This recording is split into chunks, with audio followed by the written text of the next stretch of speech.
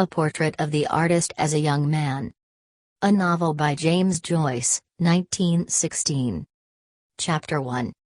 Once upon a time, and a very good time it was, there was a mock cow coming down along the road, and this mock cow that was coming down along the road met a nice little boy named Baby Tuckoo. His father told him that story. His father looked at him through a glass. He had a hairy face. He was Baby Tuckoo. The mock cow came down the road where Betty Byrne lived. She sold lemon plat. Oh, the wild rose blossoms on the little green place. He sang that song. That was his song. Oh, the green wath botheth. When you wet the bed first it is warm, then it gets cold. His mother put on the oil sheet. That had the queer smell. His mother had a nicer smell than his father. She played on the piano the sailor's hornpipe for him to dance. He danced. Tra-la-la-la-la. Tra-la-la-tra-la-la-dee. Tra-la-la-la-la. Tra-la-la-la-la. Uncle Charles and Dante clapped. They were older than his father and mother, but Uncle Charles was older than Dante. Dante had two brushes in her press. The brush with the maroon velvet back was for Michael Davitt, and the brush with the green velvet back was for Purnell. Dante gave him a cashew every time he brought her a piece of tissue paper. The Vances lived in number 7. They had a different father and mother. They were Eileen's father and mother. When they were grown up he was going to marry Eileen. He hid under the table. His mother said, "Oh, Stephen will apologize."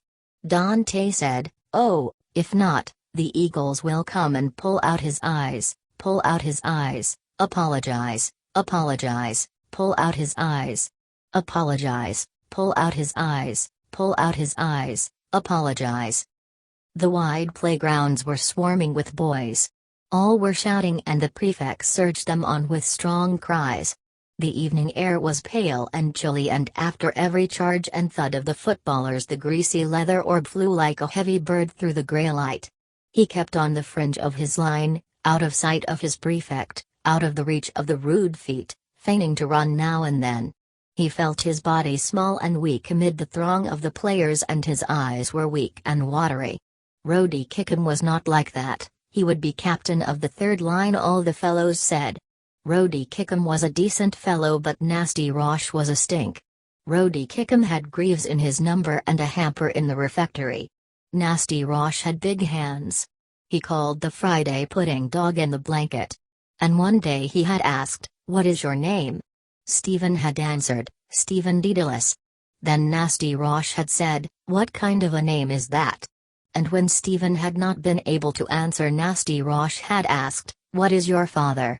Stephen had answered, "A gentleman." Then Nasty Rosh had asked, "Is he a magistrate?" He crept about from point to point on the fringe of his line, making little runs now and then. But his hands were bluish with cold. He kept his hands in the side pockets of his belted grey suit.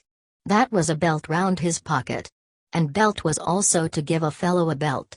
One day a fellow said to Cantwell, "I'd give you such a belt in a second." Cantwell had answered, "Go and fight your match. Give Cecil Thunder a belt. I'd like to see you." He'd give you a toe in the rump for yourself. That was not a nice expression. His mother had told him not to speak with the rough boys in the college. Nice mother.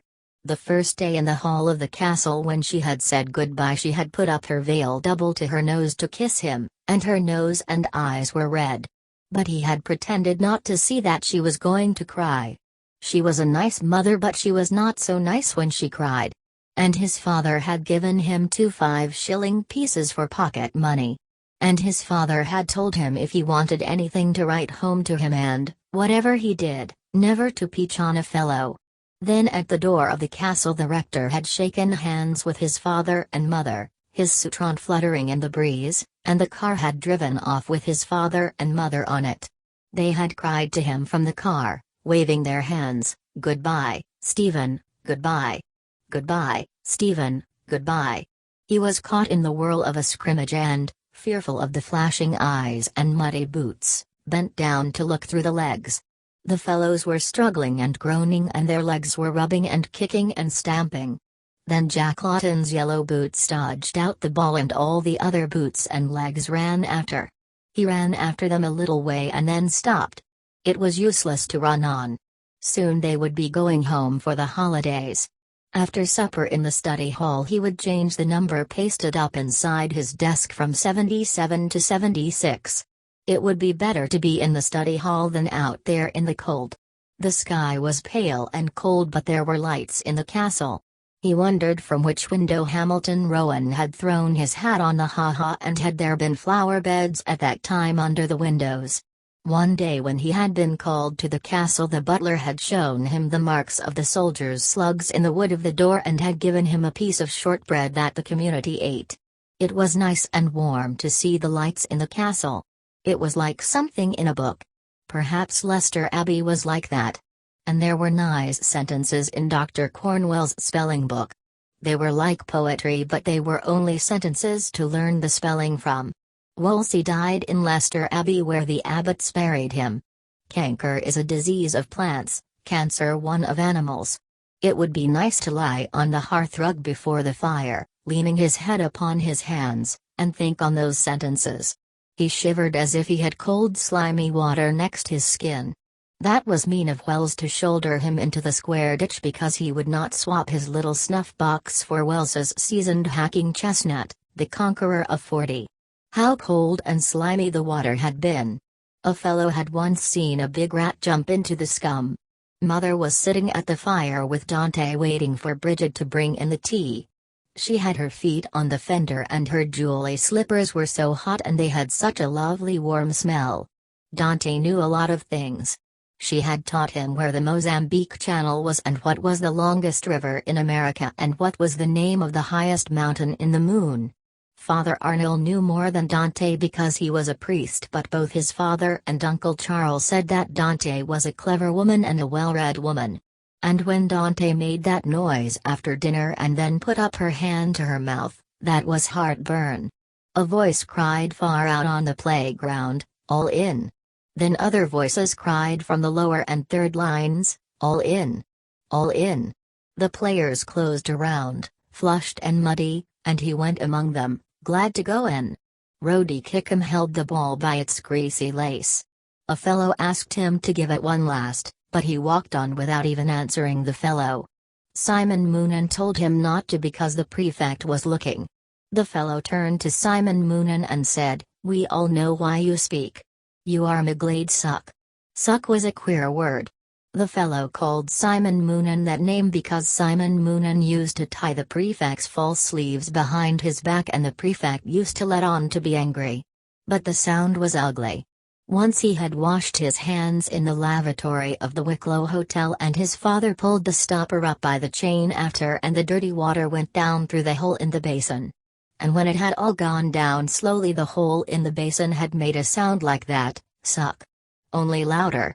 To remember that and the white look of the lavatory made him feel cold and then hot. There were two cocks that you turned and water came out, cold and hot. He felt cold and then a little hot, and he could see the names printed on the cocks. That was a very queer thing. And the air in the corridor chilled him too. It was queer and wettish. But soon the gas would be lit and in burning it made a light noise like a little song. Always the same. And when the fellows stopped talking in the playroom you could hear it. It was the hour for sums. Father Arnold wrote a hard sum on the board and then said, "Now then, who will win? Go ahead, York. Go ahead, Lancaster."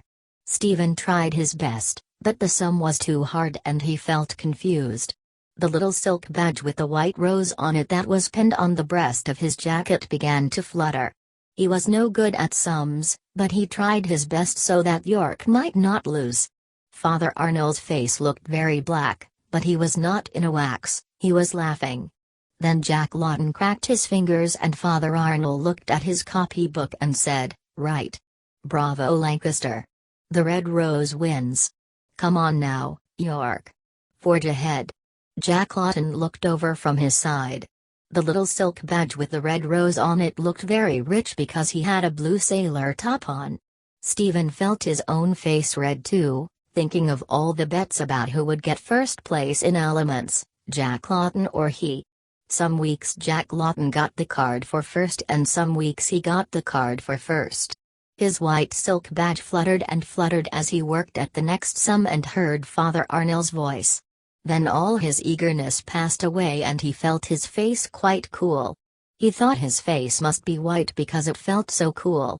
He could not get out the answer for the sum, but it did not matter. White roses and red roses, those were beautiful colors to think of. And the cards for first place and second place and third place were beautiful colors too, pink and cream and lavender. Lavender and cream and pink roses were beautiful to think of. Perhaps a wild rose might be like those colors, and he remembered the song about the wild rose blossoms on the little green place. But you could not have a green rose. But perhaps somewhere in the world you could.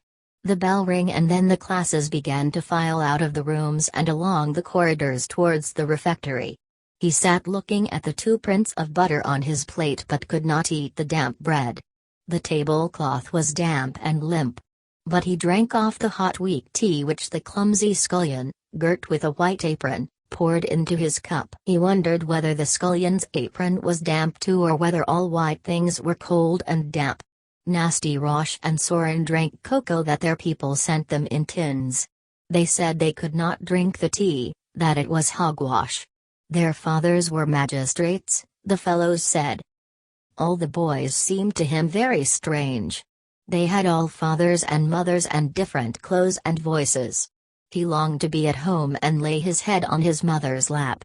But he could not, and so he longed for the play and study and prayers to be over and to be in bed. He drank another cup of hot tea and Fleming said, "What's up? Have you a pain or what's up with you?" "I don't know," Stephen said. "Sick in your breadbasket," Fleming said, "because your face looks white. It will go away." "Oh yes," Stephen said. But he was not sick there. He thought that he was sick in his heart if you could be sick in that place. Fleming was very decent to ask him. He wanted to cry. He leaned his elbows on the table and shut and opened the flaps of his ears. Then he heard the noise of the refectory every time he opened the flaps of his ears. It made a roar like a train at night. And when he closed the flaps the roar was shut off like a train going into a tunnel. That night at Dalkey the train had roared like that, and then, when it went into the tunnel, the roar stopped. He closed his eyes and the train went on, roaring and then stopping, roaring again, stopping. It was nice to hear it roar and stop and then roar out of the tunnel again and then stop. Then the higher line fellows began to come down along the matting in the middle of the refectory, Paddy Rath and Jimmy McGee and the Spaniard who was allowed to smoke cigars and the little Portuguese who wore the woolly cap. And then the lower line tables and the tables of the third line. And every single fellow had a different way of walking. He sat in a corner of the playroom pretending to watch a game of dominoes, and once or twice he was able to hear for an instant the little song of the gas. The prefect was at the door with some boys and Simon Moonan was knotting his false sleeves. He was telling them something about Tulla Beg. Then he went away from the door and Wells came over to Stephen and said, "Tell us, Daedalus, do you kiss your mother before you go to bed?" Stephen answered, "I do." Wells turned to the other fellows and said, "Oh, I say, here's a fellow says he kisses his mother every night before he goes to bed." The other fellows stopped their game and turned round, laughing. Stephen blushed under their eyes and said, "I do not." Wells said, "Oh, I say, here's a fellow says he doesn't kiss his mother before he goes to bed." They all laughed again. Stephen tried to laugh with them. He felt his whole body hot and confused in a moment. What was the right answer to the question? He had given two and still Wells laughed. But Wells must know the right answer for he was in third of grammar. He tried to think of Wells's mother but he did not dare to raise his eyes to Wells's face. He did not like Wells's face. It was Wells who had shouldered him into the square ditch the day before because he would not swap his little snuff box for Wells's seasoned hacking chestnut, the conqueror of 40. It was a mean thing to do, all the fellows said it was. And how cold and slimy the water had been. And a fellow had once seen a big rat jump plop into the scum. The cold slime of the ditch covered his whole body, and, when the bell rang for study and the lines filed out of the playrooms, he felt the cold air of the corridor and staircase inside his clothes. He still tried to think what was the right answer. Was it right to kiss his mother or wrong to kiss his mother? What did that mean, to kiss? You put your face up like that to say good night, and then his mother put her face down. That was to kiss. His mother put her lips on his cheek, her lips were soft and they wetted his cheek, and they made a tiny little noise, kiss. Why did people do that with their two faces? Sitting in the study hall, he opened the lid of his desk and changed the number pasted up inside from 77 to 76. But the Christmas vacation was very far away, but one time it would come because the Earth moved round always. There was a picture of the Earth on the first page of his geography, a big ball in the middle of clouds. Fleming had a box of crayons, and one night during free study he had colored the Earth green and the clouds maroon. That was like the two brushes in Dandy's press, the brush with the green velvet back for Parnell and the brush with the maroon velvet back for Michael Davitt. But he had not told Fleming to color them those colors. Fleming had done it himself. He opened the geography to study the lesson, but he could not learn the names of places in America. Still, they were all different places that had different names. They were all in different countries, and the countries were in continents, and the continents were in the world, and the world was in the universe. He turned to the flyleaf of the geography and read what he had written there, himself, his name and where he was. Stephen Dedalus, Class of Elements, Clongowes College, Sallins County, Kildare, Ireland, Europe. The world, the universe, that was in his writing, and Fleming one night for a cod had written on the opposite page, Stephen Dedalus is my name, Ireland is my nation. Clongowes is my dwelling place, and heaven my expectation. He read the verses backwards, but then they were not poetry. Then he read the flyleaf from the bottom to the top till he came to his own name. That was he, and he read down the page again. What was after the universe? Nothing. But was there anything round the universe to show where it stopped before the nothing place began? It could not be a wall, but there could be a thin line there all round everything. It was very big to think about everything and everywhere. Only God could do that. He tried to think what a big thought that must be, but he could only think of God. God was God's name, just as his name was Stephen. Dieu was the French for God, and that was God's name too, and when anyone prayed to God and said Dieu, then God knew at once that it was a French person that was praying. But, though there were different names for God in all the different languages in the world, and God understood what all the people who prayed said in their different languages, still God remained always the same God, and God's real name was God. It made him very tired to think that way.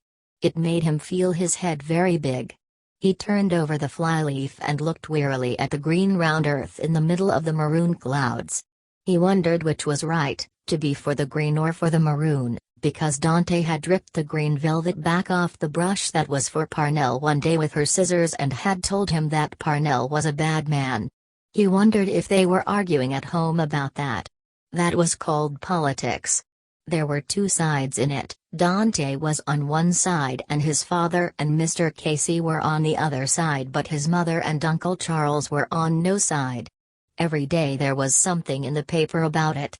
It pained him that he did not know well what politics meant and that he did not know where the universe ended. He felt small and weak. When would he be like the fellows in poetry and rhetoric? They had big voices and big boots, and they studied trigonometry. That was very far away. First came the vacation, and then the next term, and then vacation again, and then again another term, and then again the vacation. It was like a train going in and out of tunnels, and that was like the noise of the boys eating in the refectory when you opened and closed the flaps of the ears. Term, vacation, tunnel, out, noise, stop. How far away it was. It was better to go to bed to sleep. Only prayers in the chapel and then bed. He shivered and yawned. It would be lovely in bed after the sheets got a bit hot. First they were so cold to get into. He shivered to think how cold they were first. But then they got hot and then he could sleep. It was lovely to be tired. He yawned again. Night prayers and then bed. He shivered and wanted to yawn. It would be lovely in a few minutes. He felt a warm glow creeping up from the cold shivering sheets, warmer and warmer till he felt warm all over, ever so warm, and yet he shivered a little and still wanted to yawn. The bell rang for night prayers and he filed out of the study hall after the others and down the staircase and along the corridors to the chapel. The corridors were darkly lit and the chapel was darkly lit. Soon all would be dark and sleeping. There was cold night air in the chapel and the marbles were the color the sea was at night. The sea was cold day and night, but it was colder at night. It was cold and dark under the sea wall beside his father's house. But the kettle would be on the hob to make punch. The prefect of the chapel prayed above his head and his memory knew the responses. O Lord, open our lips and our mouths shall announce thy praise. Incline unto our aid, O God. O Lord, make haste to help us. There was a cold night smell in the chapel. But it was a holy smell.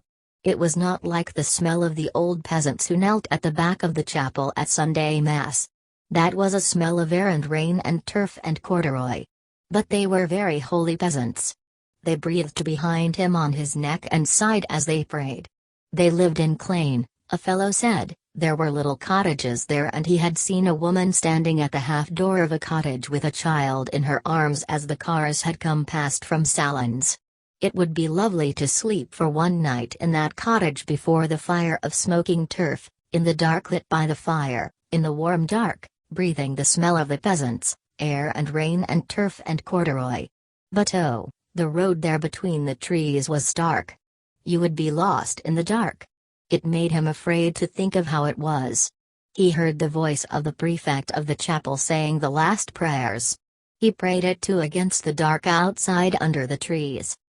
Visit, we beseech thee, O Lord, this habitation and drive away from it all the snares of the enemy. May thy holy angels dwell herein to preserve us in peace and may thy blessings be always upon us through Christ our Lord. Amen. His fingers trembled as he undressed himself in the dormitory. He told his fingers to hurry up. He had to undress and then kneel and say his own prayers and be in bed before the gas was lowered so that he might not go to hell when he died. He rolled his stockings off and put on his nightshirt quickly and knelt trembling at his bedside and repeated his prayers quickly, fearing that the gas would go down. He felt his shoulders shaking as he murmured, God bless my father and my mother and spare them to me.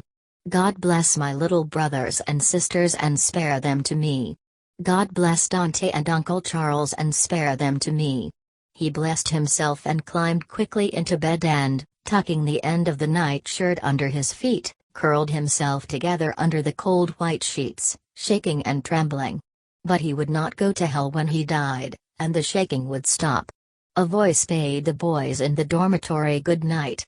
He peered out for an instant over the coverlet and saw the yellow curtains round and before his bed that shut him off on all sides. The light was lowered quietly. The prefect's shoes went away. Where? Down the staircase and along the corridors or to his room at the end? He saw the dark. Was it true about the black dog that walked there at night with eyes as big as carriage lamps? They said it was the ghost of a murderer.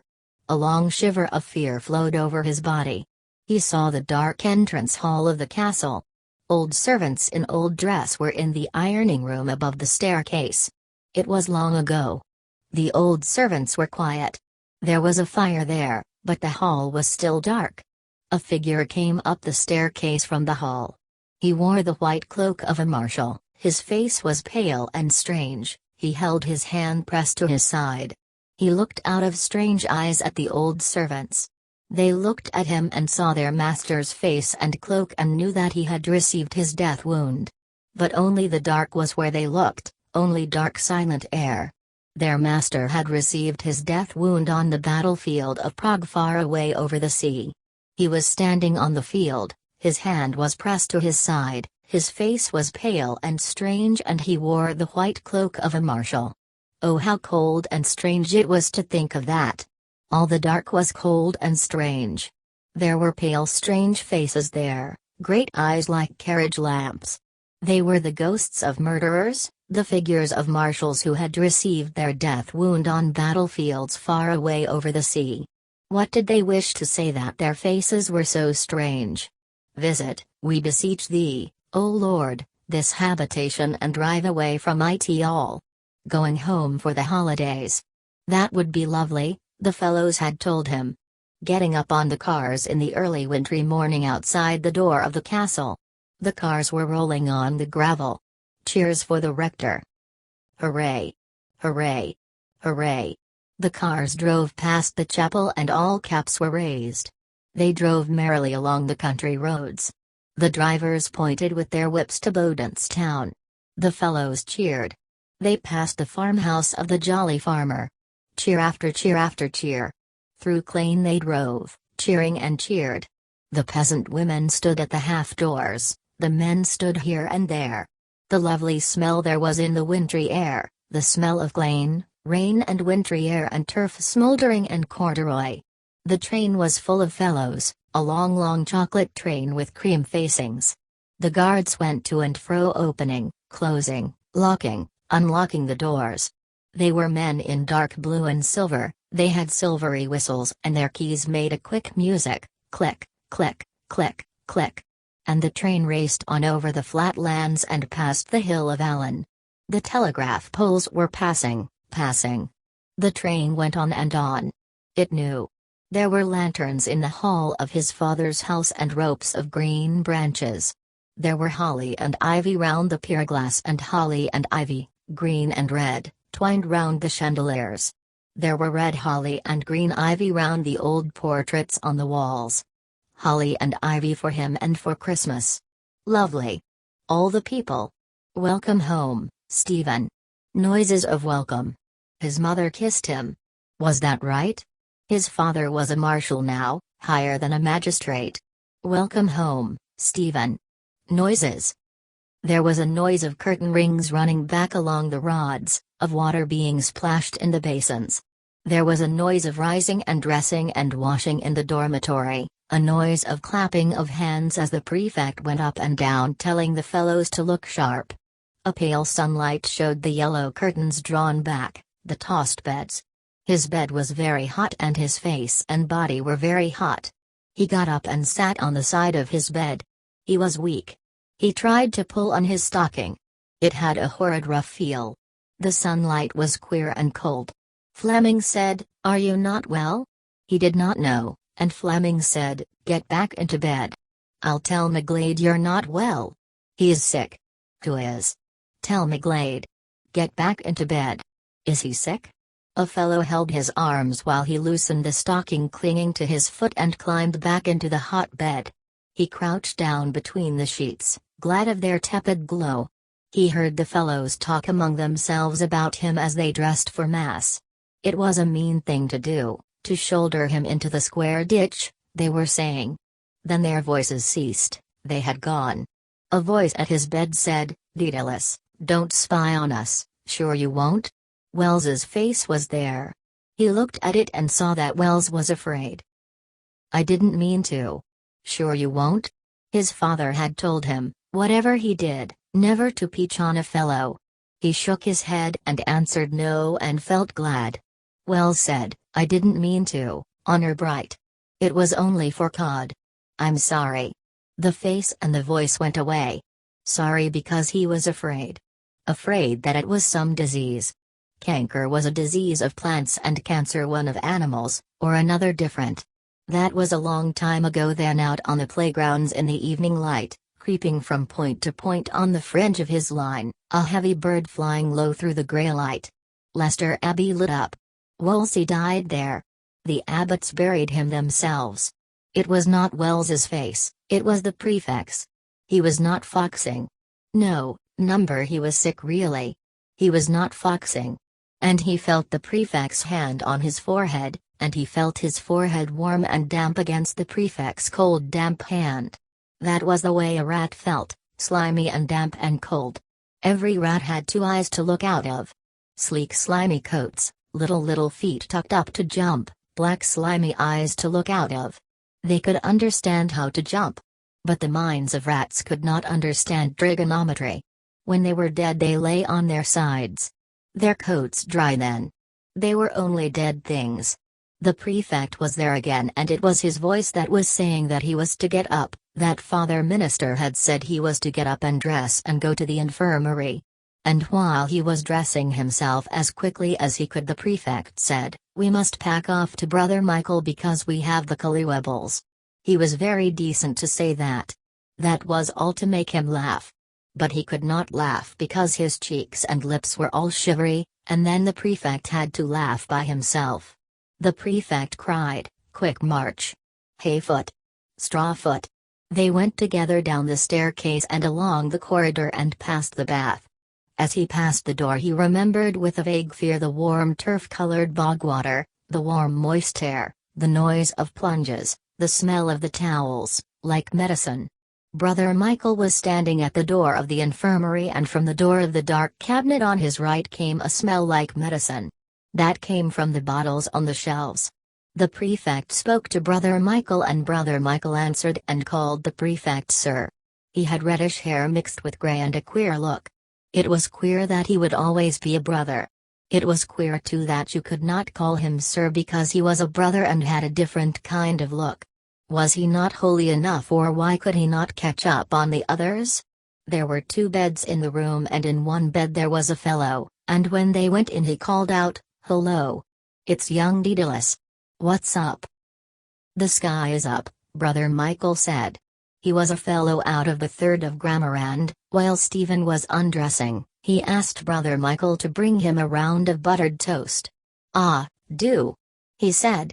"Butter you up," said Brother Michael. "You'll get your walking papers in the morning when the doctor comes." "Will I?" the fellow said.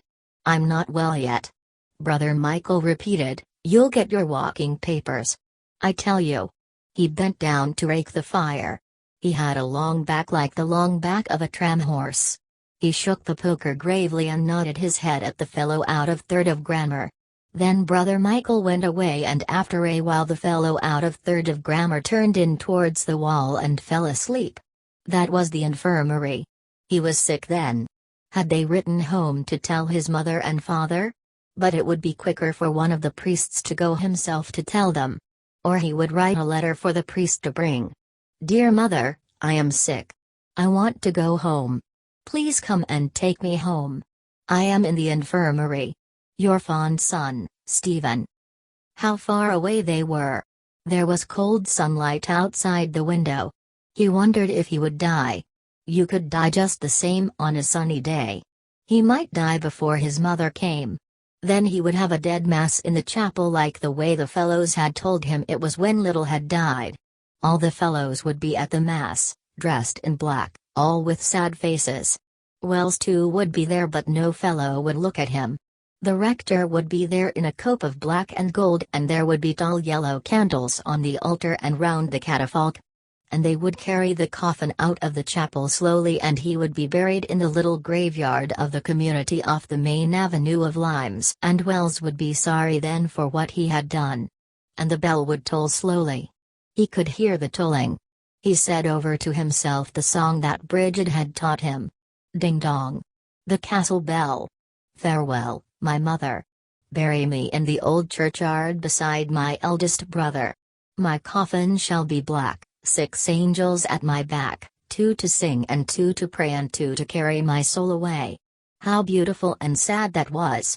How beautiful the words were where they said bury me in the old churchyard. A tremor passed over his body. How sad and how beautiful. He wanted to cry quietly, but not for himself, for the words, so beautiful and sad, like music. The bell. The bell. Farewell. Oh, farewell. The cold sunlight was weaker, and Brother Michael was standing at his bedside with a bowl of beef tea.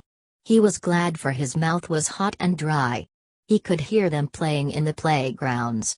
And the day was going on in the college just as if he were there. Then Brother Michael was going away, and the fellow out of the 3rd of grammar told him to be sure and come back and tell him all the news in the paper.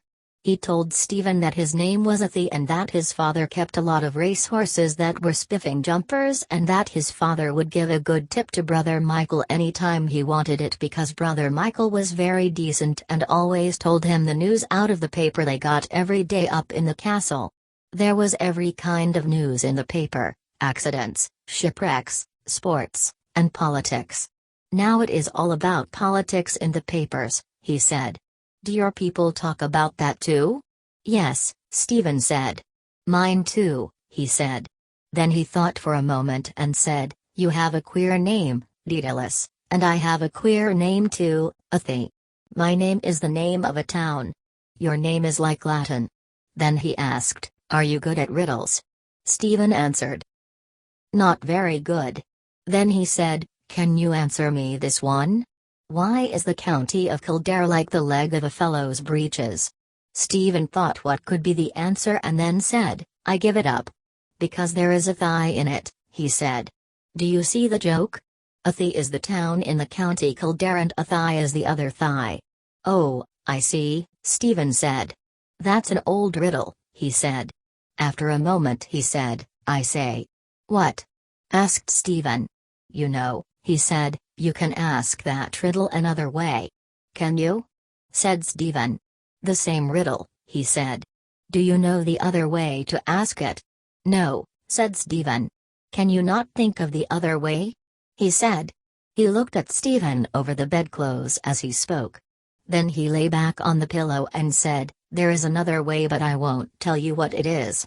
Why did he not tell it? His father, who kept the racehorses, must be a magistrate too, like Soren's father and Nasty Rosh's father. He thought of his own father, of how he sang songs while his mother played, and of how he always gave him a shilling when he asked for sixpence, and he felt sorry for him that he was not a magistrate like the other boys' fathers. Then why was he sent to that place with them? But his father had told him that he would be no stranger there because his granduncle had presented an address to the Liberator there 50 years before. You could know the people of that time by their old dress. It seemed to him a solemn time, and he wondered if that was the time when the fellows in Clonghouse wore blue coats with brass buttons and yellow waistcoats and caps of rabbit skin and drank beer like grown-up people and kept greyhounds of their own to course the hares with. He looked at the window and saw that the daylight had grown weaker. There would be cloudy grey light over the playgrounds. There was no noise on the playgrounds. The class must be doing the themes, or perhaps Father Arno was reading out of the book. It was queer that they had not given him any medicine. Perhaps Brother Michael would bring it back when he came. They said you got stinking stuff to drink when you were in the infirmary. But he felt better now than before. It would be nice getting better slowly. You could get a book then. There was a book in the library about Holland. There were lovely foreign names in it and pictures of strange-looking cities and ships. It made you feel so happy. How pale the light was at the window! But that was nice. The fire rose and fell on the wall. It was like waves. Someone had put coal on and he heard voices. They were talking. It was the noise of the waves. Or the waves were talking among themselves as they rose and fell. He saw the sea of waves, long dark waves rising and falling, dark under the moonless night. A tiny light twinkled at the pierhead where the ship was entering, and he saw a multitude of people gathered by the water's edge to see the ship that was entering their harbor. A tall man stood on the deck, looking out towards the flat dark land, and by the light at the pierhead he saw his face, the sorrowful face of Brother Michael. He saw him lift his hand towards the people and heard him say in a loud voice of sorrow over the waters, "He is dead." We saw him lying upon the catafalque. A wail of sorrow went up from the people. "Parnell! Parnell! He is dead!" They fell upon their knees, moaning in sorrow. And he saw Dante in a maroon velvet dress and with a green velvet mantle hanging from her shoulders, walking proudly and silently past the people who knelt by the water's edge. A great fire, banked high and red, flamed in the grate, and under the ivy-twine branches of the chandelier the Christmas table was spread. They had come home a little late and still dinner was not ready, but it would be ready in a jiffy, his mother had said.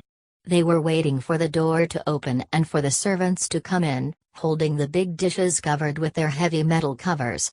All were waiting: Uncle Charles, who sat far away in the shadow of the window, Dante and Mr. Casey, who sat in the easy chairs at either side of the hearth, Stephen, seated on a chair between them, his feet resting on the toasted boss. Mr. Dedalus looked at himself in the pier glass above the mantelpiece, waxed out his mustache ends and then, parting his coat-tails, stood with his back to the glowing fire, and still from time to time he withdrew a hand from his coat-tail to wax out one of his mustache ends. Mr. Casey leaned his head to one side and, smiling, tapped the gland of his neck with his fingers. And Stephen smiled too, for he knew now that it was not true that Mr. Casey had a purse of silver in his throat. He smiled to think how the silvery noise which Mr. Casey used to make had deceived him.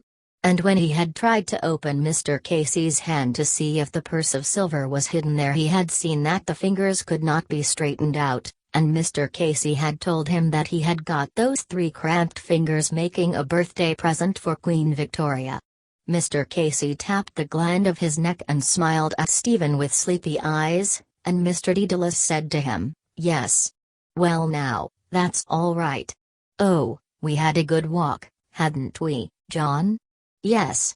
I wonder if there's any likelihood of dinner this evening?" "Yes. Oh, well now, we got a good breath of ozone round the head today. Eh, Bedad?" He turned to Dante and said, "You didn't stir out at all, Mrs. Reardon?" Dante frowned and said shortly, "No." Mr. Dedalus dropped his coat-tails and went over to the sideboard. He brought forth a great stone jar of whiskey from the locker and filled the decanter slowly, bending now and then to see how much he had poured in. Then replacing the jar in the locker, he poured a little of the whiskey into 2 glasses, added a little water and came back with them to the fireplace. "A thimbleful, John," he said, "just to whet your appetite." Mr. Casey took the glass, drank, and placed it near him on the mantelpiece. Then he said, "Well, I can't help thinking of our friend Christopher manufacturing." He broke into a fit of laughter and coughing and added, ... manufacturing that champagne for those fellows." Mr. Dedalus laughed loudly. "Is it Christie?" he said. "There's more cunning in one of those warts on his bald head than in a pack of Jack Foxes." He inclined his head, closed his eyes, and, licking his lips profusely, began to speak with the voice of the hotel keeper. "And he has such a soft mouth when he's speaking to you, don't you know? He's very moist and watery about the dewlaps, God bless him." Mr. Casey was still struggling through his fit of coughing and laughter. Stephen, seeing and hearing the hotel keeper through his father's face and voice, laughed. Mr. Dedalus put up his eyeglass and, staring down at him, said quietly and kindly, "What are you laughing at, you little puppy, you?" The servants entered and placed the dishes on the table. Mrs. Daedalus followed and the places were arranged. "Sit over," she said. Mr. Daedalus went to the end of the table and said, "Now, Mrs. Reardon, sit over. John, sit you down, my hearty." He looked round to where Uncle Charles sat and said, "Now then, sir, there's a bird here waiting for you." When all had taken their seats, he laid his hand on the cover and then said quickly, withdrawing it, "Now, Stephen." Stephen stood up in his place to say the grace before meals. "Bless us, O Lord, and these thy gifts which through thy bounty we are about to receive through Christ our Lord. Amen." All blessed themselves, and Mr. Dedalus with a sigh of pleasure lifted from the dish the heavy cover pearled around the edge with glistening drops. Stephen looked at the plump turkey which had lain, trussed and skewered, on the kitchen table. He knew that his father had paid a guinea for it in Duns of Delier Street, and that the man had prodded it often at the breastbone to show how good it was, and he remembered the man's voice when he had said, "Take that one, sir. That's the real Ally Daily." Why did Mr. Barrett in Clongowes call his pandy bat a turkey? But Clongowes was far away, and the warm heavy smell of turkey and ham and celery rose from the plates and dishes, and the great fire was banked high and red in the grate, and the green ivy and red holly made you feel so happy, and when dinner was ended the big plum pudding would be carried in, studded with peeled almonds and sprigs of holly, with bluish fire running around it and a little green flag flying from the top. It was his first Christmas dinner, and he thought of his little brothers and sisters who were waiting in the nursery, as he had often waited, till the pudding came. The deep low collar and the Eton jacket made him feel queer and oldish, and that morning when his mother had brought him down to the parlor, dressed for mass, his father had cried. That was because he was thinking of his own father. And Uncle Charles had said so too. Mr. Dedalus covered the dish and began to eat hungrily. Then he said, "Poor old Christy, he's nearly lopsided now with roguery." "Simon," said Mrs. Dedalus, "you haven't given Mrs. Reardon any sauce." Mr. Dedalus seized the sauceboat. "Haven't I?" he cried. "Mrs. Reardon, pity the poor blind." Dante covered her plate with her hands and said, "No, thanks." Mr. Dedalus turned to Uncle Charles. "How are you off, sir?" "Right as the mail, Simon." "You, John?" "I'm all right." "Go on yourself." "Mary?" "Here, Stephen, here's something to make your hair curl." He poured sauce freely over Stephen's plate and set the boat again on the table. Then he asked Uncle Charles, was it tender? Uncle Charles could not speak because his mouth was full, but he nodded that it was. "That was a good answer our friend made to the canon." "What?" said Mr. Dedalus. "I didn't think he had that much in him," said Mr. Casey. "I'll pay your dues, Father, when you cease turning the house of God into a polling booth." "A nice answer," said Dante, "for any man calling himself a Catholic to give to his priest." "They have only themselves to blame," said Mr. Dedalus suavely. "If they took a fool's advice they would confine their attention to religion." "It is a religion," Dante said. "They are doing their duty in warning the people." "We go to the house of God," Mr. Casey said, "in all humility to pray to our Maker and not to hear election addresses." "It is a religion," Dante said again. "They are right. They must direct their flocks." "And preach politics from the altar, is it?" asked Mr. Dedalus. "Certainly," said Dante. "It is a question of public morality. A priest would not be a priest if he did not tell his flock what is right and what is wrong." Mrs. Daedalus laid down her knife and fork, saying, "For pity's sake and for pity's sake let us have no political discussion on this day of all days in the year." "Quite right, ma'am," said Uncle Charles. "Now, Simon, that's quite enough now. Not another word now." "Yes, yes," said Mr. Dedalus quickly. He uncovered the dish boldly and said, "Now then, who's for more turkey?" Nobody answered. Dante said, "Nice language for any Catholic to use." "Mrs. Reardon, I appeal to you," said Mrs. Dedalus, "to let the matter drop now." Dante turned on her and said, "And am I to sit here and listen to the pastors of my church being flouted?" "Nobody is saying a word against them," said Mr. Dedalus, "so long as they don't meddle in politics." "The bishops and priests of Ireland have spoken," said Dante, "and they must be obeyed." "Let them leave politics alone," said Mr. Casey, "or the people may leave their church alone." "You hear?" said Dante, turning to Mrs. Dedalus. "Mr. Casey." "Simon," said Mrs. Dedalus, "let it end now." "Too bad. Too bad," said Uncle Charles. "What?" cried Mr. Dedalus. "Were we to desert him at the bidding of the English people? He was no longer worthy to lead," said Dante. "He was a public sinner." "We are all sinners and black sinners," said Mr. Casey coldly. "Woe be to the man by whom the scandal cometh," said Mrs. Reardon. "It would be better for him that a millstone were tied about his neck and that he were cast into the depths of the sea rather than that he should scandalize one of these, my least little ones." "That is the language of the Holy Ghost. And very bad language if you ask me," said Mr. Dedalus coolly. "Simon." "Simon," said Uncle Charles. "The boy." "Yes, yes," said Mr. Dedalus. "I meant about the... I was thinking about the bad language of the railway porter." "Well now, that's all right. Here, Stephen, show me your plate, old chap. Eat away now. Here." He heaped up the food on Stephen's plate and served Uncle Charles and Mr. Casey to large pieces of turkey and splashes of sauce. Mrs. Daedalus was eating little and Dante sat with her hands in her lap. She was red in the face. Mr. Dedalus rooted with the carvers at the end of the dish and said, "There's a tasty bit here we call the Pope's nose." If any lady or gentleman. He held a piece of fowl up on the prong of the carving fork. Nobody spoke.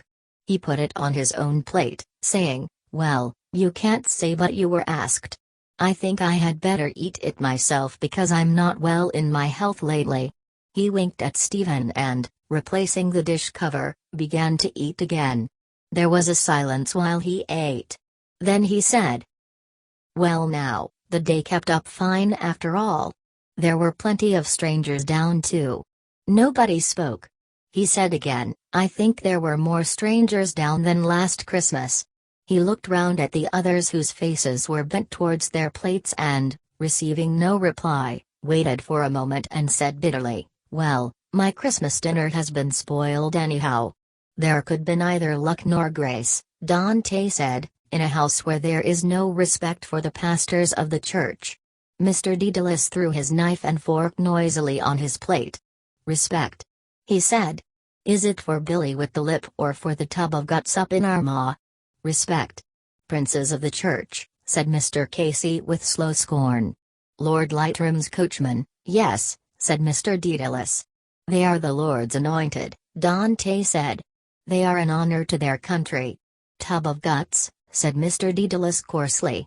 "He has a handsome face, mind you, in repose. You should see that fellow lapping up his bacon and cabbage of a cold winter's day.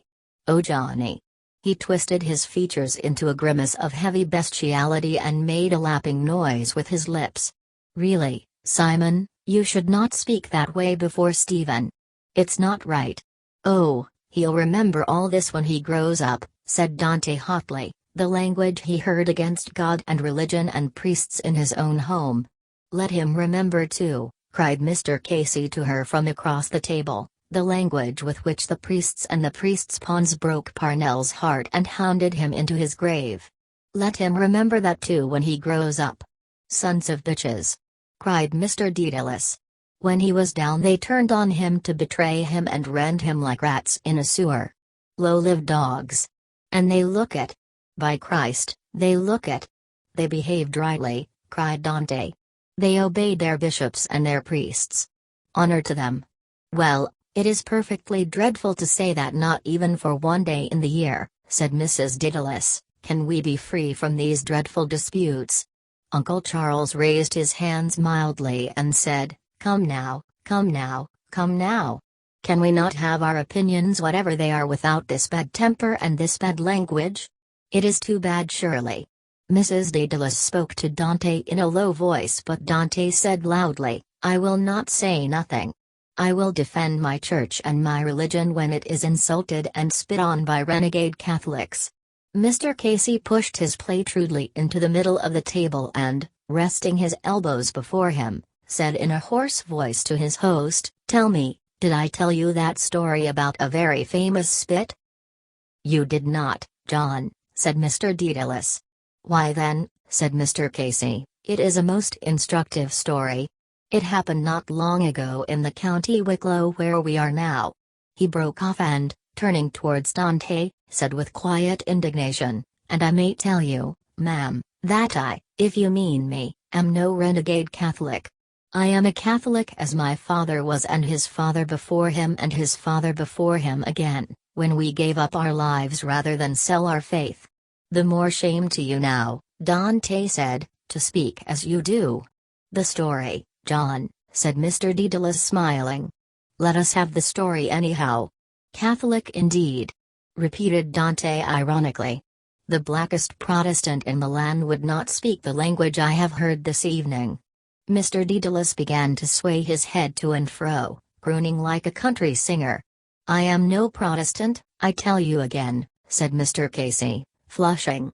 Mr. Dedalus, still crooning and swaying his head, began to sing in a grunting nasal tone, "Oh, came all you Roman Catholics that never went to Mass."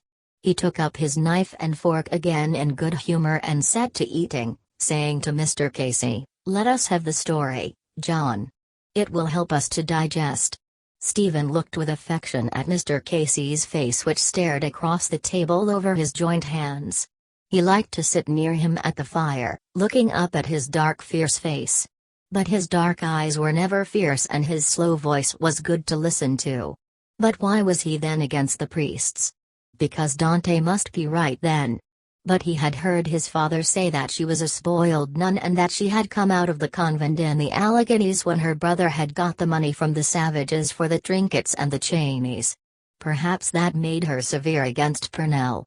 And she did not like him to play with Eileen because Eileen was a Protestant, and when she was young she knew children that used to play with Protestants, and the Protestants used to make fun of the Litany of the Blessed Virgin. Tower of Ivory, they used to say, House of Gold. How could a woman be a Tower of Ivory or a House of Gold? He was right then. And he remembered the evening in the infirmary in Clongowes, the dark waters, the light at the pierhead, and the moan of sorrow from the people when they had heard. Eileen had long white hands. One evening when playing tig she had put her hands over his eyes, long and white and thin and cold and soft. That was ivory, a cold white thing. That was the meaning of Tower of Ivory. The story is very short and sweet, Mr. Casey said. It was one day down in Arklow, a cold bitter day, not long before the chief died. May God have mercy on him. He closed his eyes wearily and paused. Mr. Daedalus took a bone from his plate and tore some meat from it with his teeth, saying, "Before he was killed, you mean?"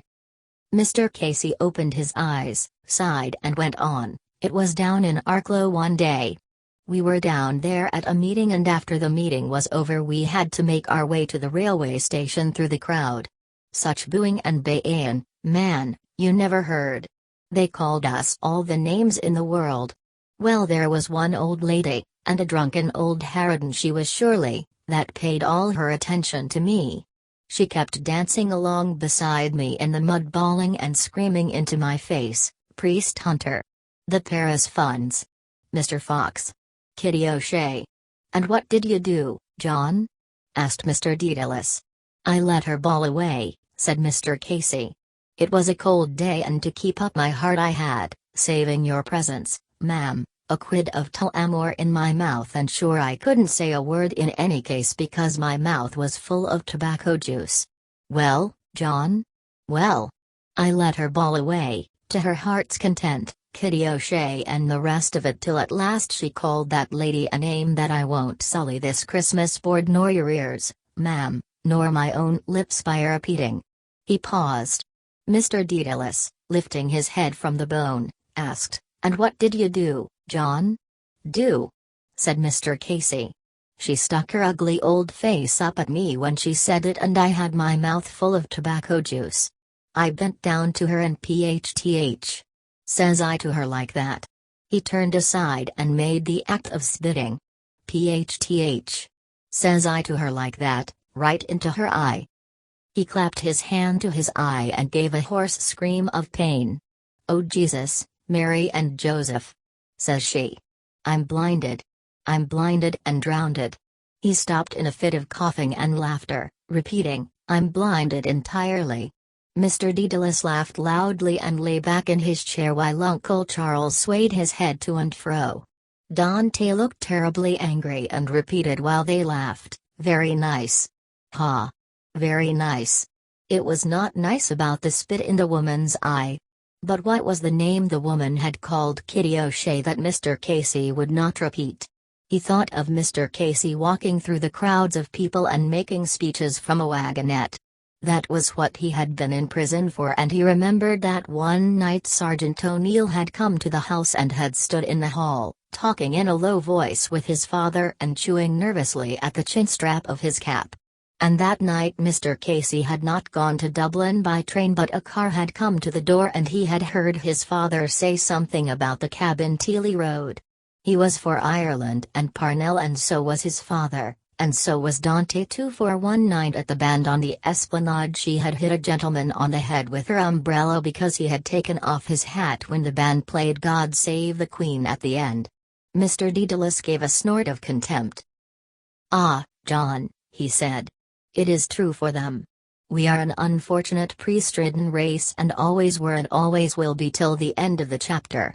Uncle Charles shook his head, saying, "A bad business. A bad business." Mr. Dedalus repeated, A priest-ridden God-forsaken race.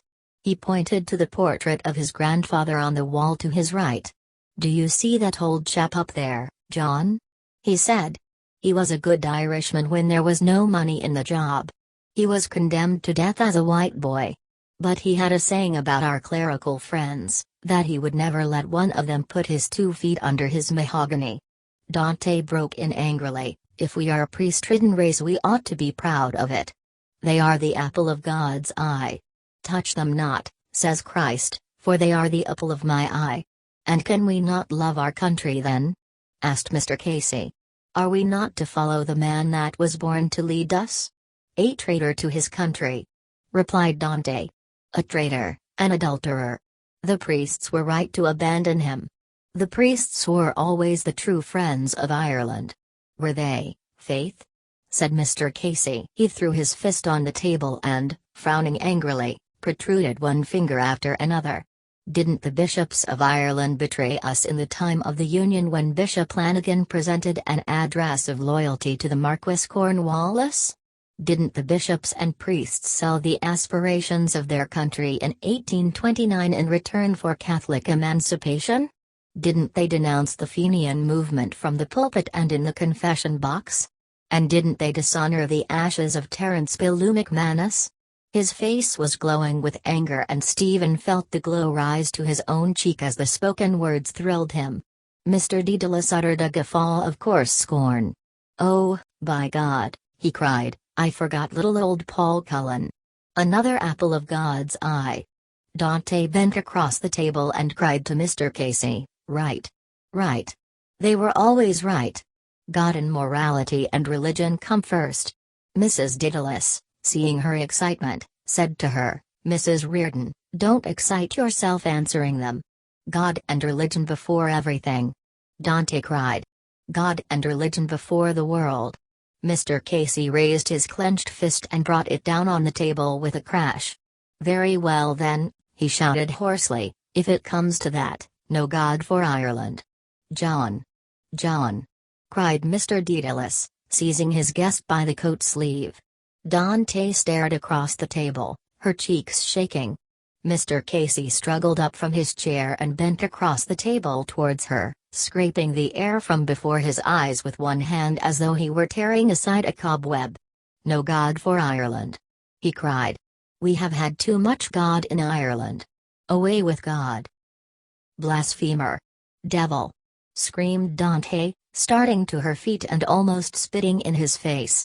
Uncle Charles and Mr. Dedalus pulled Mr. Casey back into his chair again, talking to him from both sides reasonably. He stared before him out of his dark flaming eyes, repeating, "Away with God, I say."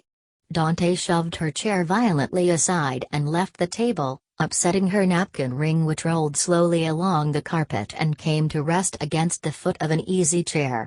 Mrs. Daedalus rose quickly and followed her towards the door. At the door Dante turned round violently and shouted down the room, her cheeks flushed and quivering with rage, "Devil out of hell! We won! We crushed him to death! Fiend!" The door slammed behind her. Mr. Casey, freeing his arms from his holders, suddenly bowed his head on his hands with a sob of pain. "Poor Parnell!" he cried loudly. "My dead king!" He sobbed loudly and bitterly. Stephen, raising his terror-stricken face, saw that his father's eyes were full of tears. The fellows talked together in little groups. One fellow said, "They were caught near the Hill of Lions." "Who caught them?" "Mr. Gleason and the minister. They were on a car." The same fellow added. "A fellow in the higher line told me." Fleming asked, "But why did they run away? Tell us." "I know why," Cecil Thunder said. "Because they had fecked cash out of the rector's room." "Who fecked it?" "Kickham's brother. And they all went shares in it." "But that was stealing." "How could they have done that?" "A fat lot you know about it, Thunder." "Well said. I know why they scut." "Tell us why." "I was told not to." "Wells said." "Oh, go on, Wells," all said. "You might tell us." "We won't let it out." Stephen bent forward his head to hear. Wells looked round to see if anyone was coming. Then he said secretly, You know the altar wine they keep in the press in the sacristy? Yes. Well, they drank that and it was found out who did it by the smell. And that's why they ran away, if you want to know. And the fellow who had spoken first said, yes, that's what I heard too from the fellow in the higher line. The fellows all were silent. Stephen stood among them, afraid to speak, listening. A faint sickness of awe made him feel weak. How could they have done that? He thought of the dark silent sacristy. There were dark wooden presses there where the crimped surplices lay quietly folded. It was not the chapel but still you had to speak under your breath. It was a holy place.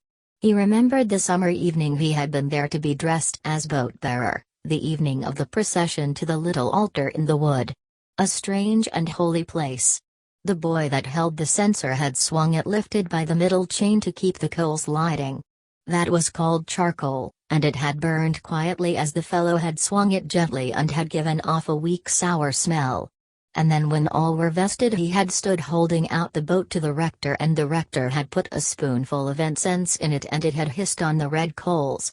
The fellows were talking together in little groups here and there on the playground. The fellows seemed to him to have grown smaller. That was because a sprinter had knocked him down the day before, a fellow out of second of grammar. He had been thrown by the fellow's machine lightly on the cinder path and his spectacles had been broken in 3 pieces and some of the grit of the cinders had gone into his mouth. That was why the fellows seemed to him smaller and farther away and the goalposts so thin and far and the soft grey sky so high up. But there was no play on the football grounds for cricket was coming, and some said that Barnes would be professor and some said it would be Flowers. And all over the playgrounds they were playing rounders and bowling twisters and lobs. And from here and from there came the sounds of the cricket bats through the soft grey air. They said, pick, pack, pock, puck, little drops of water in a fountain slowly falling in the brimming bowl. Athy, who had been silent, said quietly, "You are all wrong." All turned towards him eagerly. "Why? Do you know? Who told you? Tell us, Athy." Athy pointed across the playground to where Simon Moonan was walking by himself kicking a stone before him. "Ask him," he said. The fellows looked there and then said, "Why him? Is he in it?" Athy lowered his voice and said, "Do you know why those fellows scut? I will tell you but you must not let on you know. Tell us, Athy. Go on. You might if you know." He paused for a moment and then said mysteriously, "They were caught with Simon Moonan and Tusker Boyle in the square one night." The fellows looked at him and asked, "Caught? What doing?" Athy said, "Smugging." All the fellows were silent, and Athy said, "And that's why." Stephen looked at the faces of the fellows but they were all looking across the playground. He wanted to ask somebody about it. What did that mean about the smugging in the square? Why did the 5 fellows out of the higher line run away for that? It was a joke, he thought. Simon Moonan had nice clothes and one night he had shown him a ball of creamy sweets that the fellows of the football 15 had rolled down to him along the carpet in the middle of the refectory when he was at the door. It was the night of the match against the Bective Rangers, and the ball was made just like a red and green apple only it opened and it was full of the creamy sweets. And one day Boyle had said that an elephant had 2 tuskers instead of 2 tusks and that was why he was called Tusker Boyle but some fellows called him Lady Boyle because he was always at his nails, paring them. Eileen had long thin cool white hands too because she was a girl. They were like ivory, only soft. That was the meaning of Tower of Ivory but Protestants could not understand it and made fun of it. One day he had stood beside her looking into the hotel grounds. A waiter was running up a trail of bunting on the flagstaff and a fox terrier was scampering to and fro on the sunny lawn. She had put her hand into his pocket where his hand was and he had felt how cool and thin and soft her hand was. She had said that pockets were funny things to have, and then all of a sudden she had broken away and had run laughing down the sloping curve of the path. Her fair hair had streamed out behind her like gold in the sun. Tower of Ivory. House of Gold. By thinking of things you could understand them. But why in the square? You went there when you wanted to do something. It was all thick slabs of slate, and water trickled all day out of tiny pinholes, and there was a queer smell of stale water there. And behind the door of one of the closets there was a drawing in red pencil of a bearded man in a Roman dress with a brick in each hand, and underneath was the name of the drawing: Balbus was building a wall. Some fellow had drawn it there for a cod. It had a funny face, but it was very like a man with a beard. And on the wall of another closet there was written in backhand in beautiful writing: Julius Caesar wrote the Calico Belly. Perhaps that was why they were there, because it was a place where some fellows wrote things for cod. But all the same it was queer what he said and the way he said it. It was not a cod because they had run away. He looked with the others across the playground and began to feel afraid. At last Fleming said, "And we are all to be punished for what other fellows did?" "I won't come back, see if I do," Cecil Thunder said. 3 days silence in the refectory and sending us up for 6 and 8 every minute. "Yes," said Wells. "And old Barrett has a new way of twisting the notes so that you can't open it and fold it again to see how many fairly you are to get." "I won't come back too." "Yes," said Cecil Thunder, "and the prefect of studies was in second of grammar this morning." "Let us get up a rebellion," Fleming said. "Will we?" All the fellows were silent. The air was very silent, and you could hear the cricket bats, but more slowly than before. Pick, pock. Wells asked, "What is going to be done to them?" "Simon Moonan and Tusker are going to be flogged," Athie said, "and the fellows in the higher line got their choice of flogging or being expelled." "And which are they taking?" asked the fellow who had spoken first. "All are taking expulsion except Corrigan," Athie answered. "He is going to be flogged by Mr. Gleason." "I know why," Cecil Thunder said. "He is right and the other fellows are wrong, because a flogging wears off after a bit, but a fellow that has been expelled from college is known all his life on account of it. Besides, Gleason won't flog him hard. It's best of his play not to," Fleming said. "I wouldn't like to be Simon Moonan and Tusker," Cecil Thunder said, "but I don't believe they will be flogged. Perhaps they will be sent up for twice 9. "No, no," said Athie. "They'll both get it on the vital spot." Wells rubbed himself and said in a crying voice, "Please, sir, let me off." Athie grinned and turned up the sleeves of his jacket, saying, "It can't be helped, it must be done. So down with your breeches and out with your bum." The fellows laughed, but he felt that they were a little afraid. In the silence of the soft grey air he heard the cricket bats from here and from there. Pock. That was a sound to hear, but if you were hit then you would feel a pain. The pandy bat made a sound too, but not like that.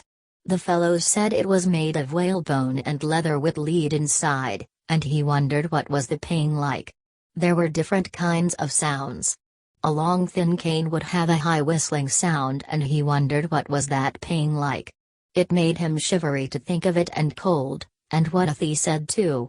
But what was there to laugh at in it? It made him shivery, but that was because you always felt like a shiver when you let down your trousers. It was the same in the bath when you undressed yourself. He wondered who had to let them down, the master or the boy himself.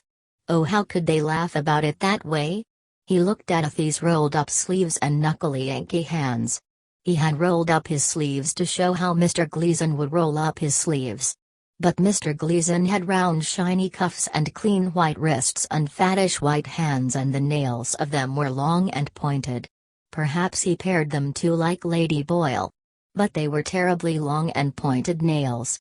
So long and cruel they were, though the white fattish hands were not cruel but gentle.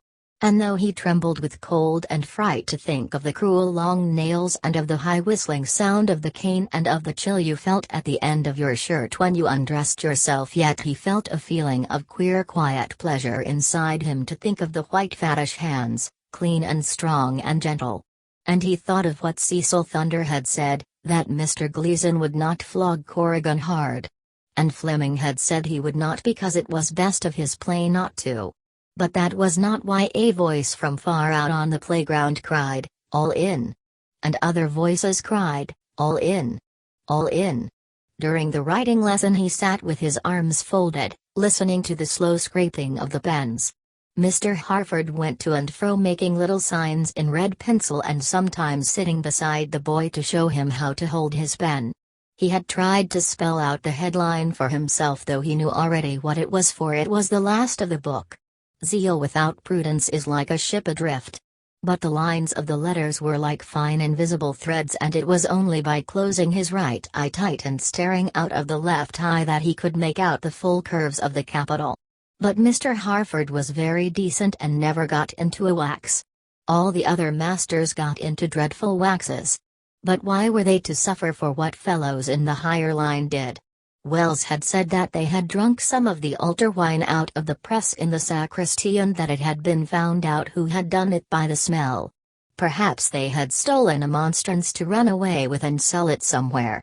That must have been a terrible sin, to go in there quietly at night, to open the dark press and steal the flashing gold thing into which God was put on the altar in the middle of flowers and candles at benediction, while the incense went up in clouds at both sides as the fellow swung the censer and Dominic Kelly sang the first part by himself in the choir. But God was not in it, of course, when they stole it. But still it was a strange and a great sin even to touch it. He thought of it with deep awe, a terrible and strange sin. It thrilled him to think of it in the silence when the pens scraped lightly. But to drink the altar wine out of the press and be found out by the smell was a sin too, but it was not terrible and strange. It only made you feel a little sickish on account of the smell of the wine. Because on the day when he had made his first Holy Communion in the chapel he had shut his eyes and opened his mouth and put out his tongue a little. And when the rector had stooped down to give him the Holy Communion he had smelt a faint winey smell off the rector's breath after the wine of the Mass. The word was beautiful, wine. It made you think of dark purple because the grapes were dark purple that grew in Greece outside houses like white temples. But the faint smell of the rector's breath had made him feel a sick feeling on the morning of his first communion. The day of your first communion was the happiest day of your life. And once a lot of generals had asked Napoleon what was the happiest day of his life. They thought he would say the day he won some great battle or the day he was made an emperor. But he said, "Gentlemen, the happiest day of my life was the day on which I made my first Holy Communion." Father Arnall came in and the Latin lesson began, and he remained still, leaning on the desk with his arms folded. Father Arnall gave out the theme books and he said that they were scandalous and that they were all to be written out again with the corrections at once. But the worst of all was Fleming's theme, because the pages were stuck together by a blot, and Father Arnall held it up by a corner and said it was an insult to any master to send him up such a theme. Then he asked Jack Lawton to decline the noun mare, and Jack Lawton stopped at the ablative singular and could not go on with the plural. "You should be ashamed of yourself," said Father Arnall sternly. "You, the leader of the class." Then he asked the next boy and the next and the next. Nobody knew. Father Arnall became very quiet, more and more quiet as each boy tried to answer it and could not. But his face was black-looking and his eyes were staring, though his voice was so quiet. Then he asked Fleming, and Fleming said that the word had no plural. Father Arnall suddenly shut the book and shouted at him, "Kneel out there in the middle of the class. You're one of the idlest boys I ever met. Copy out your themes again, the rest of you." Fleming moved heavily out of his place and knelt between the two last benches. The other boys bent over their theme books and began to write.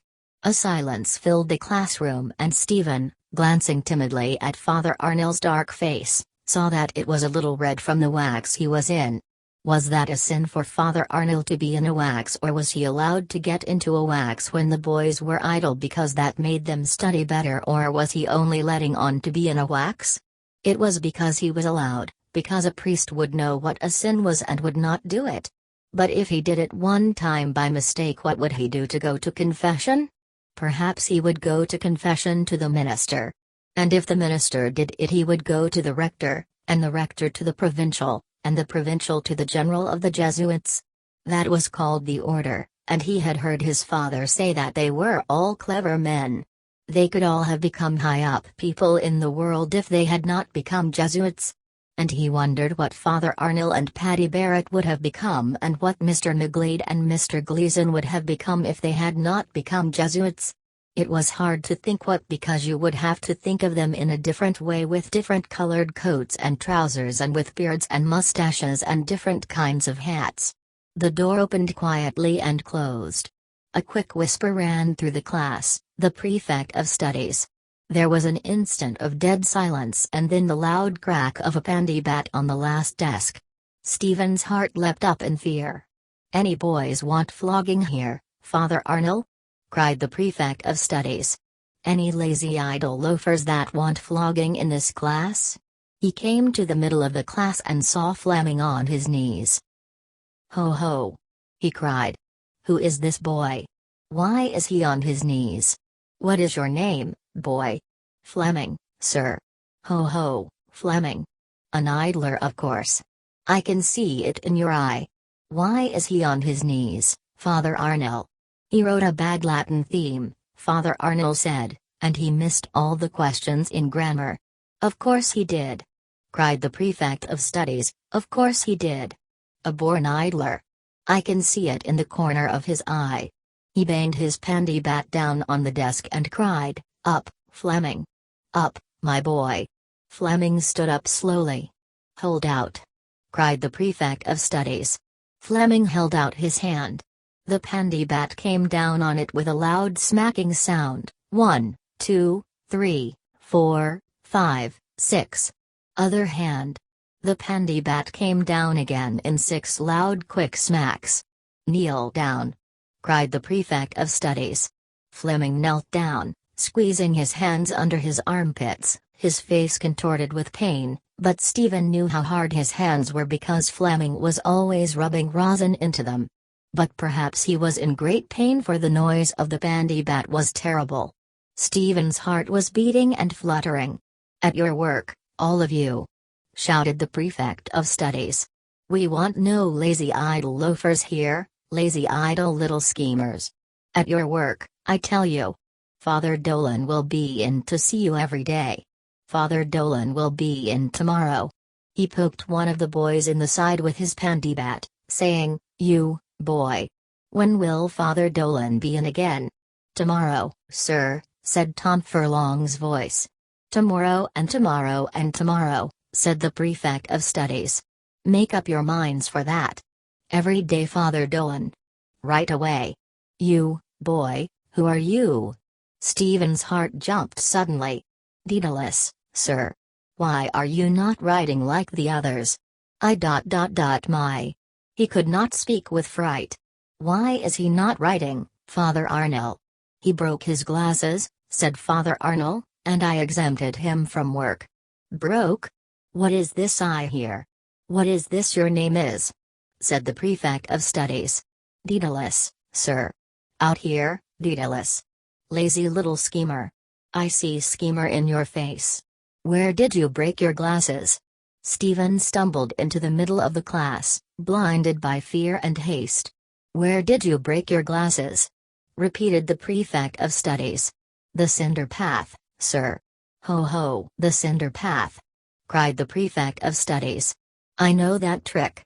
Stephen lifted his eyes in wonder and saw for a moment Father Dolan's white-gray not young face, his baldy white-gray head with fluff at the sides of it, the steel rims of his spectacles and his no-colored eyes looking through the glasses. Why did he say he knew that trick? "Lazy idle little loafer!" cried the prefect of studies. "Broke my glasses. An old schoolboy trick. Out with your hand this moment." Stephen closed his eyes and held out in the air his trembling hand with the palm upwards. He felt the prefect of studies touch it for a moment at the fingers to straighten it, and then the swish of the sleeve of the soutane as the pandy bat was lifted to strike. A hot burning stinging tingling blow like the loud crack of a broken stick made his trembling hand crumple together like a leaf in the fire, and at the sound and the pain scalding tears were driven into his eyes. His whole body was shaking with fright. His arm was shaking and his crumpled burning livid hand shook like a loose leaf in the air. A cry sprang to his lips, a prayer to be let off. But though the tears scalded his eyes and his limbs quivered with pain and fright, he held back the hot tears and the cry that scalded his throat. "Other hand!" shouted the prefect of studies. Stephen drew back his maimed and quivering right arm and held out his left hand. The sutran sleeve swished again as the pandy-bat was lifted, and a loud crashing sound and a fierce maddening tingling burning pain made his hands shrink together with the palms and fingers in a livid quivering mass. The scalding water burst forth from his eyes and, burning with shame and agony and fear, he drew back his shaking arm in terror and burst out into a whine of pain. His body shook with a palsy of fright, and in shame and rage he felt the scalding cry come from his throat and the scalding tears falling out of his eyes and down his flaming cheeks. "Kneel down," cried the prefect of studies. Stephen knelt down quickly, pressing his beaten hands to his sides. To think of them beaten and swollen with pain all in a moment made him feel so sorry for them, as if they were not his own but someone else's that he felt sorry for. And as he knelt, calming the last sobs in his throat and feeling the burning tingling pain pressed into his sides, he thought of the hands which he had held out in the air with the palms up, and of the firm touch of the prefect of studies when he had steadied the shaking fingers, and of the beaten, swollen, reddened mass of palm and fingers that shook helplessly in the air. "Get at your work, all of you," cried the prefect of studies from the door. "Father Dolan will be in every day to see if any boy, any lazy idle little loafer wants flogging. Every day. Every day." The door closed behind him. The hushed class continued to copy out the themes. Father Arnil rose from his seat and went among them, helping the boys with gentle words and telling them the mistakes they had made. His voice was very gentle and soft. Then he returned to his seat and said to Fleming and Stephen, "You may return to your places, you two." Fleming and Stephen rose and, walking to their seats, sat down. Stephen, scarlet with shame, opened a book quickly with one weak hand and bent down upon it, his face close to the page. It was unfair and cruel because the doctor had told him not to read without glasses, and he had written home to his father that morning to send him a new pair. And Father Arnil had said that he need not study till the new glasses came. Then to be called a schemer before the class and to be pandied when he always got the card for first or second and was the leader of the Yorkists. How could the prefect of studies know that it was a trick? He felt the touch of the prefect's fingers as they had steadied his hand, and at first he had thought he was going to shake hands with him because the fingers were soft and firm, but then in an instant he had heard the swish of the soutane sleeve and the crash. It was cruel and unfair to make him kneel in the middle of the class then, and Father Arnil had told them both that they might return to their places without making any difference between them. He listened to Father Arnil's low and gentle voice as he corrected the themes. Perhaps he was sorry now and wanted to be decent. But it was unfair and cruel. The prefect of studies was a priest, but that was cruel and unfair. And his white-gray face and the no-colored eyes behind the steel-rimmed spectacles were cruel-looking because he had steadied the hand first with his firm soft fingers, and that was to hit it better and louder. "It's a stinking mean thing, that's what it is," said Fleming in the corridor as the classes were passing out in file to the refectory, "to pandy a fellow for what is not his fault. You really broke your glasses by accident, didn't you?" Nasty Roche asked. Stephen felt his heart filled by Fleming's words and did not answer. "Of course he did," said Fleming. "I wouldn't stand it. I'd go up and tell the rector on him." "Yes," said Cecil Thunder eagerly, "and I saw him lift the pandy bat over his shoulder, and he's not allowed to do that." "Did they hurt you much?" Nasty Roche asked. "Very much," Stephen said. "I wouldn't stand it," Fleming repeated, "from Baldyhead or any other Baldyhead.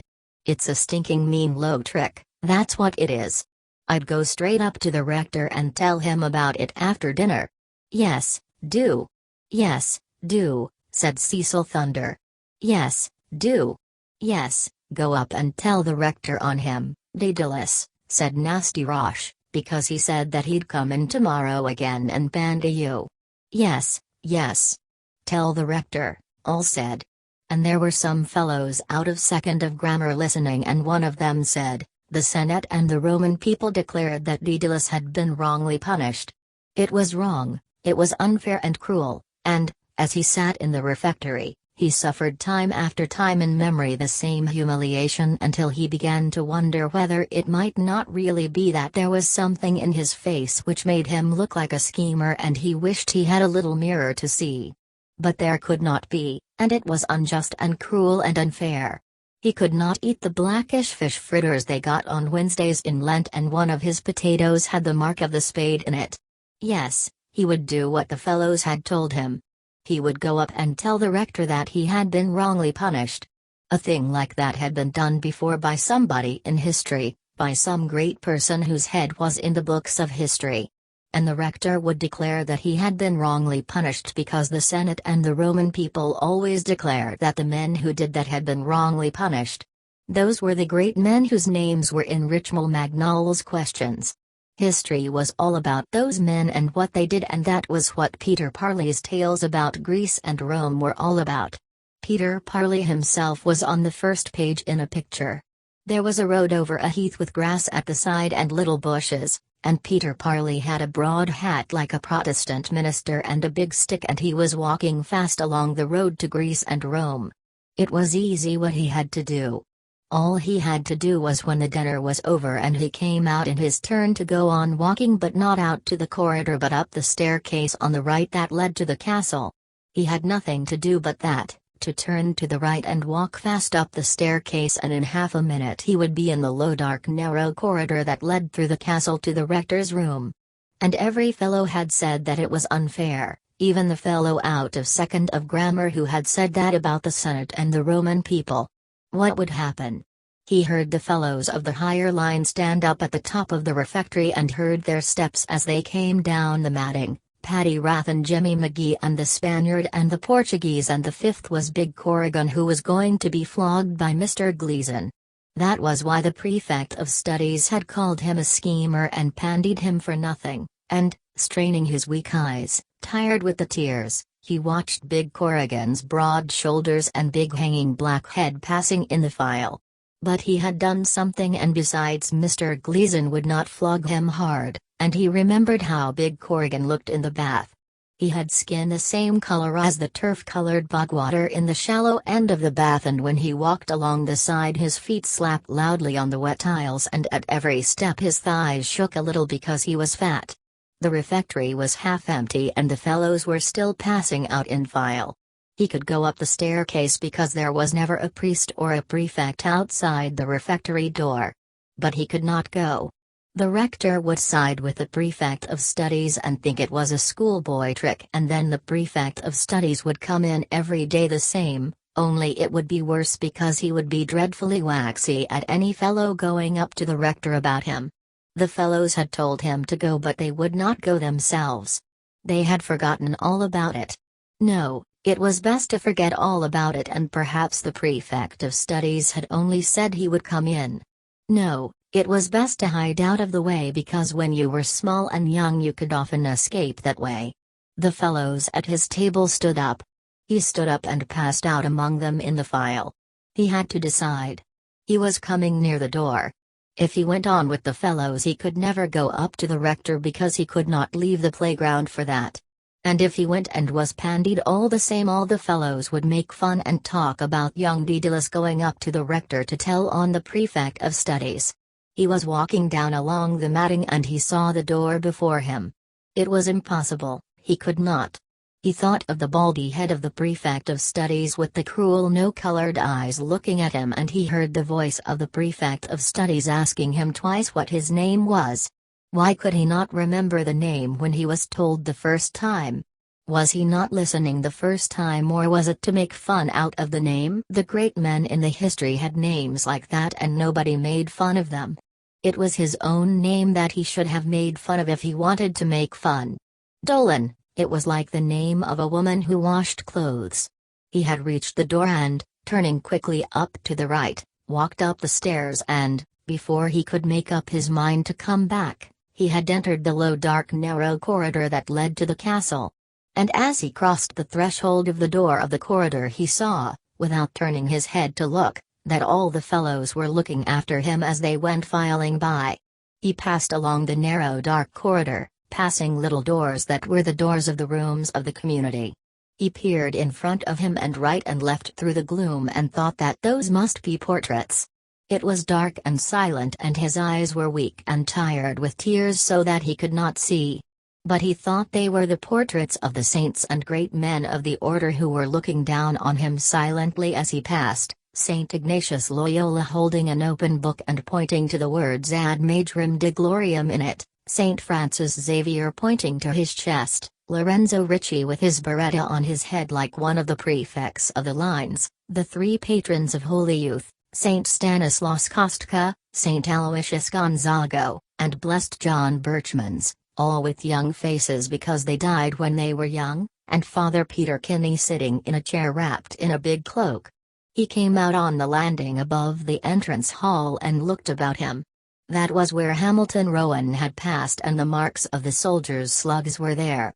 And it was there that the old servants had seen the ghost in the white cloak of a marshal. An old servant was sweeping at the end of the landing. He asked him where was the rector's room and the old servant pointed to the door at the far end and looked after him as he went onto it and knocked. There was no answer.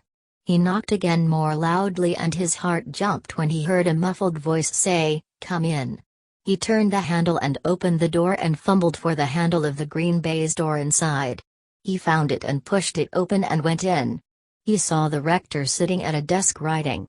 There was a skull on the desk and a strange solemn smell in the room like the old leather of chairs. His heart was beating fast on account of the solemn place he was in and the silence of the room, and he looked at the skull and at the rector's kind-looking face. "Well, my little man," said the rector, "what is it?"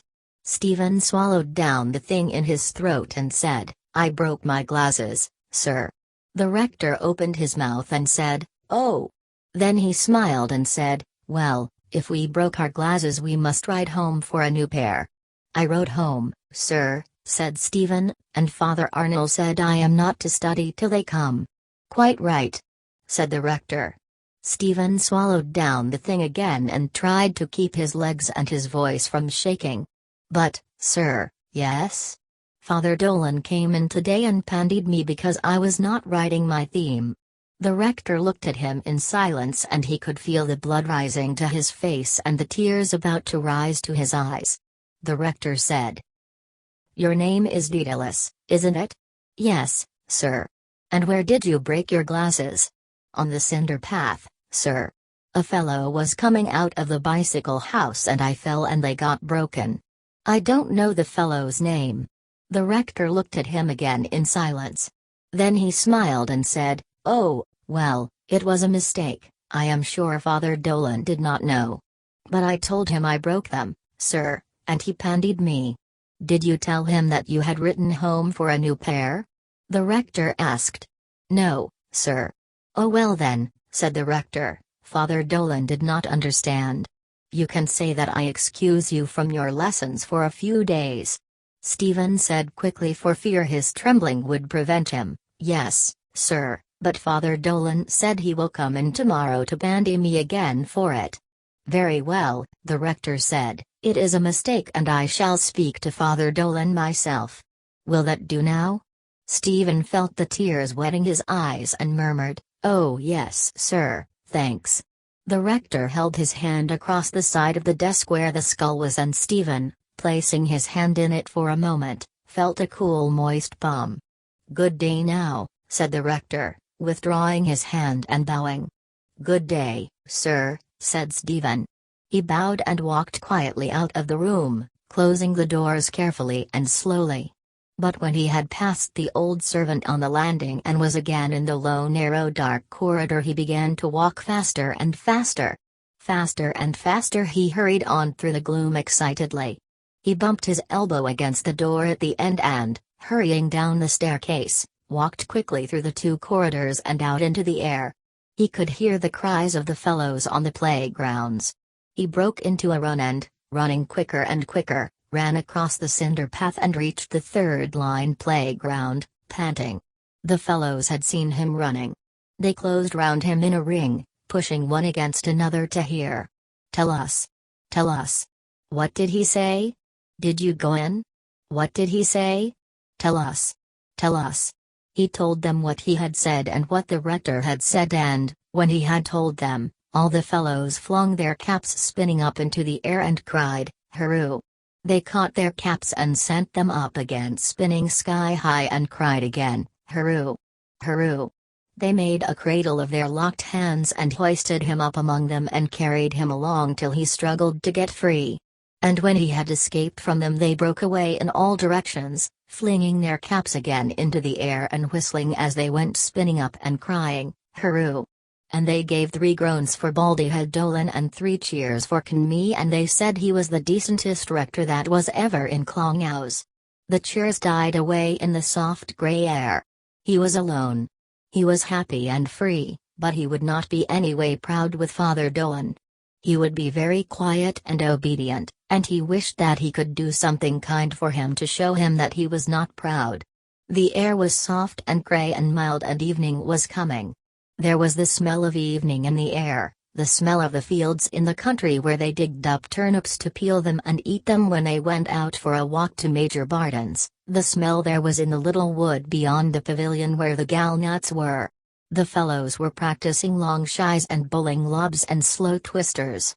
In the soft grey silence he could hear the bump of the balls, and from here and from there through the quiet air the sound of the cricket bats, pick, pack, pock, puck, like drops of water in a fountain falling softly in a brimming bowl.